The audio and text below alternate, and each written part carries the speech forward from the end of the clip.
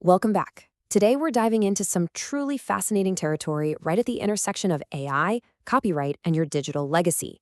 As we move deeper into this agentic era, where AI agents are literally working right alongside us, we're being forced to completely rethink our fundamental ideas about what it actually means to be a creator.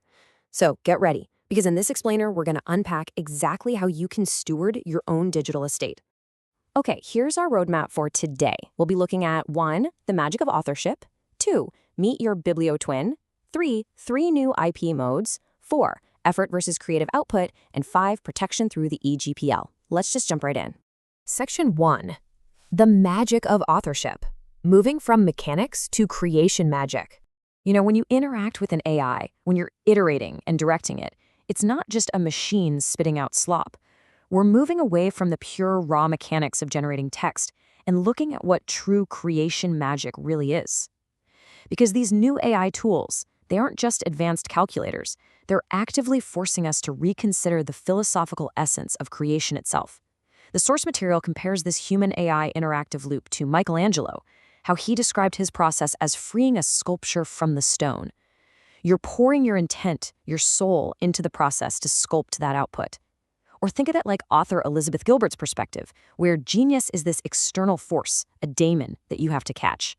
The AI provides the raw material from a massive database, sure, but human intent and discernment, that's the real magic that brings it to life. Now, we really got to make a critical distinction here between authorship and copyright, because they are absolutely not the same thing. True authorship is creation ex nihilo, creation out of literally nothing. It's a fundamental human magic. It's practically our relationship with existence itself. Copyright, on the other hand, is really only a few hundred years old. It's a narrow economic legal fiction designed specifically to manage assets. We cannot let the limits of modern copyright shrink our much grander understanding of what an author actually is. To put this into perspective, let's look at the history. The ability of modern AI agents to process, distribute, and actively assist in inductive and deductive reasoning represents a paradigm shift that's just as massive as the Gutenberg press in the 1400s. We went from the printing press to basic digital computers in the 90s, and now we've arrived at agentic systems. This fundamentally changes our entire relationship with the written word. And what that means is our old frameworks for managing the word are officially outdated. All right, Section 2, meet your bibliotwin, archiving your creative legacy. So if the very nature of the written word is changing, we have to look at tangible assets in the digital age and ask, how is this creation magic actually stored and stewarded over time? Well, enter the bibliotwin.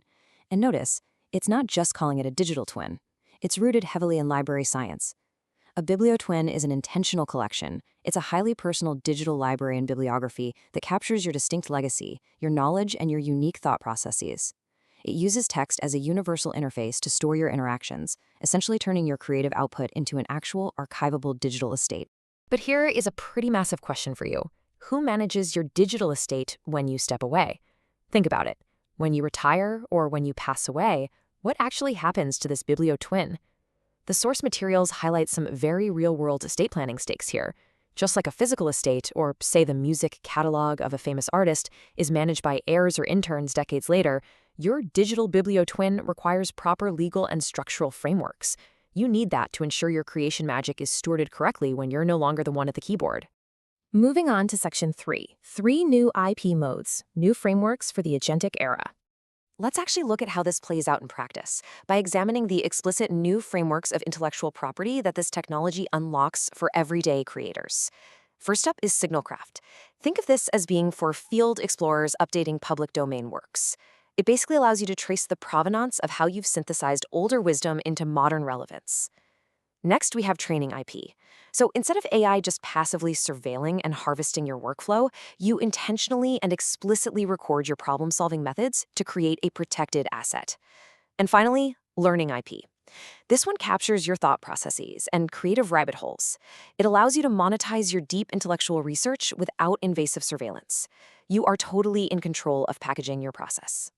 Now, you might be wondering how much of this needs to be yours to actually be protected. The answer might be as low as 5%. The sources discuss this fascinating concept called thin copyright.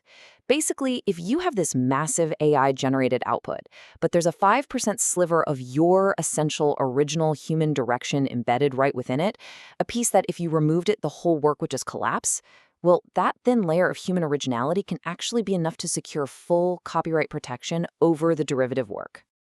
All right, Section 4, Effort versus Creative Output, the Berne Convention's unresolved tension.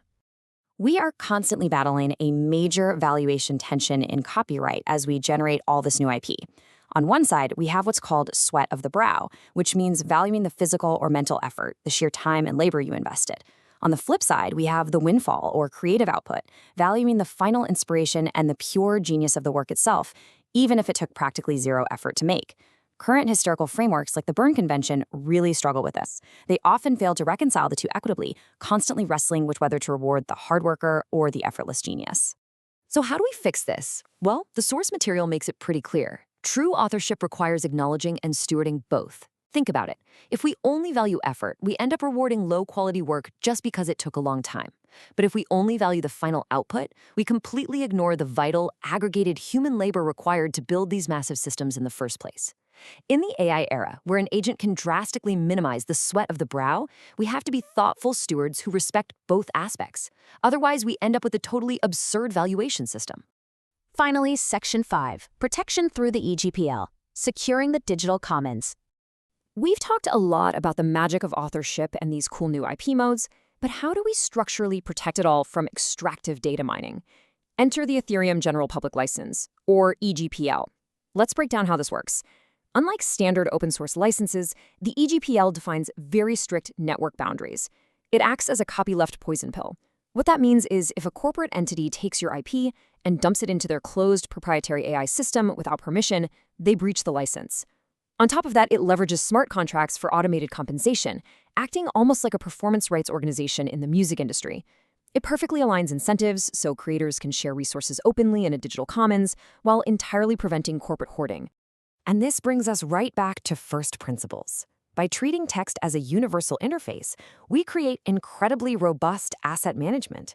Instead of relying on highly volatile, flashy corporate graphic interfaces or precarious legal fictions, you root your bibliotwin and your new IP modes in foundational, resilient, and decentralized text environments. This is what ensures your digital estate will actually outlast the fleeting trends of the tech industry. So I'll leave you with this. How will you protect your creation magic in the agentic era? The tools are fundamentally shifting. The rules of intellectual property are expanding, and the ability to capture your unique legacy has literally never been more profound. Keep exploring, and maybe start building your own bibliotwin today.